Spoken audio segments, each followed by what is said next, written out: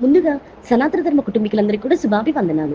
ఈ రోజు నేను మీతో చర్చించాలనుకుంటున్న ఆలయం సూళ్లూరుపేటలో వేయించేసినటువంటి శ్రీ చెంగాలమ్మ తల్లి ఆలయ విశేషాలు ఈ రోజు మనం తెలుసుకుందాం. మన రాష్ట్రంలో నెల్లూరు జిల్లాలో తమిళనాడుకి సరిహద్దులో ఉన్న సూళ్లూరుపేటలో కొన్ని వందల సంవత్సరాలుగా పూజలు అందుకుంటుంది శ్రీ చెంగాలమ్మ తల్లి. 10వ శతాబ్ద కాలంలో ఈ గ్రామం పేరు సుభగిరి. ఒక గొల్లపల్లె. రోజు మాదిరిగానే పశువుల మేతకు తోలుకెళ్లారు. సాయంత్రం తిరిగి ఇళ్లకు చేరుకునే ముందు సమీపంలోని పవిత్ర కలంగి నదిలో ఈతకు దిగిన కొందరు నీటి ప్రవాహం వేగానికి సుడిలో చిక్కుకొని కొట్టుకుని పోతూ ఒక శిలను పట్టుకొని ఆ ఆసరాతో ఒడ్డుని చేరుకున్నారు. నీటి ఉధృతి తగ్గిన తర్వాత చూస్తే అష్టభుజాలతో వివిధ ఆయుధాలు ధరించి పాతాల క్రింద దానవుని దునుముతున్న దేవి విగ్రహం పశువుల కాపరి చూసి గ్రామ పెద్దలకు విన్నవించగా గ్రామస్తులు వచ్చి అమ్మవారి విగ్రహం ఒడ్డుకు తీసుకువచ్చి ఒక రావి వృక్షం కింద తూర్పు ముఖంగా ఉంచారు. మరుసటి రోజు వచ్చి చూడగా అమ్మవారి విగ్రహం దక్షిణ ముఖంగా నీటారుగా నిలబడి మహిషాసుర మర్దిని స్వయంభూగా వెలిసి ఉండడం చూసి గ్రామస్తులు ఆశ్చర్యంలో మునిగి తేలుతారు. అదే రోజు రాత్రి గ్రామ పెద్దకు కలలో కనపడినటువంటి అమ్మవారు తాను అక్కడే ఉండదలిచానని చెప్పడంతో చిన్న ఆలయాన్ని నిర్మిస్తారు. అసుర సంహారి అయినటువంటి అమ్మవారు శాంతమూర్తిగా కొలువు తీరడం వలన తెన్కాశి అని ఈ క్షేత్రాన్ని పిలవసాగారు. కాలక్రమేణా అదే చెంగాలిగా చెంగాలిపేటగా పిలువబడి చివరికి ఆంగ్లేయుల పాలనలో సూళ్లూరుపేటగా మారిందంటారు. అలానే ఈ ఊరి వెనుక మరొక కారణం ఉందని కూడా ప్రాచుర్యంలో కలదు. 7 సంవత్సరాలకు ఒకసారి జరిగే ఆలయ బ్రహ్మోత్సవాల సందర్భంగా దేవాలయం వద్ద సుడిమాను తిప్పడం ఒక ఆచారంగా వస్తుంది.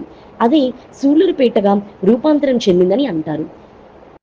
ఇక్కడ గర్భాలయంలో సర్వాలంకార భూషితగా శ్రీ చెంగాలమ్మ పరమేశ్వరి కొలువై ఉంటారు. ఆలయం నిర్మించిన దగ్గర బలిజ కులస్తులే పూజాధికారులు నిర్వహిస్తారు. రోజంతా భక్తుల సందర్శనం తెరిచి ఉండే ఈ ఆలయానికి ఎలాంటి తలుపులు ఉండవు. చాలా సంవత్సరాల క్రిందట ఒక దొంగ ఆలయంలోకి ప్రవేశించి భంగపడ్డాడంట. అప్పుడు ఆలయ నిర్వాహకులు తలుపులు చేయించారంట. కానీ అమ్మవారి స్వప్నంలో నాకు నా భక్తులకు మధ్య ఎలాంటి అడ్డు ఉండకూడదని తెలపడంతో వాటిని ప్రాంగణంలో ఒక చోట ఉంచారంట. ఎండిపోయి చెక్కబడిన కల్ప నుంచి ఆశ్చర్యంగా మొక్క మొలిచి పెద్ద వృక్షంగా ఎదిగింది.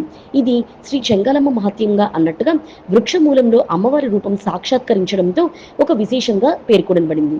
ఈ వృక్షం దగ్గర నాగలింగం, నవగ్రహ మండపం ఉంటాయి. సంతానాన్ని కోరుకునే దంపతులు ఈ పవిత్ర వృక్షానికి గుడ్డతో ఉయ్యలలు కడతారు.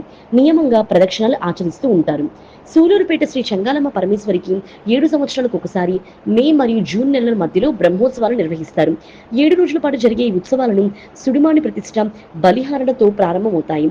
2వ రోజు నుంచి 4వ రోజు వరకు సుడిమానుకు చక్రం, నల్లమేక, పూలమాల, పాలవెల్లి, మనిషి బొమ్మ కట్టి సుళ్ళు తిప్పుతారు. 3వ రోజున మహిషాసుర మర్దన అంటే దున్నపోతు బొమ్మ తలను నరకడం జరుగుతుంది. లోకకంటకుడైనటువంటి మహిషాసురుని మహాకాళి సంహరించి లోకాలను కాపాడినందుకు ఆనందించిన ప్రజలు 5వ రోజున కాళికా నదిలో అమ్మవారికి ఘనంగా తెప్పోత్సవం నిర్వహిస్తారు. ఆఖరి రోజున పరమేశ్వరుని పుష్పకల్లకిలో ఊరేగిస్తారు.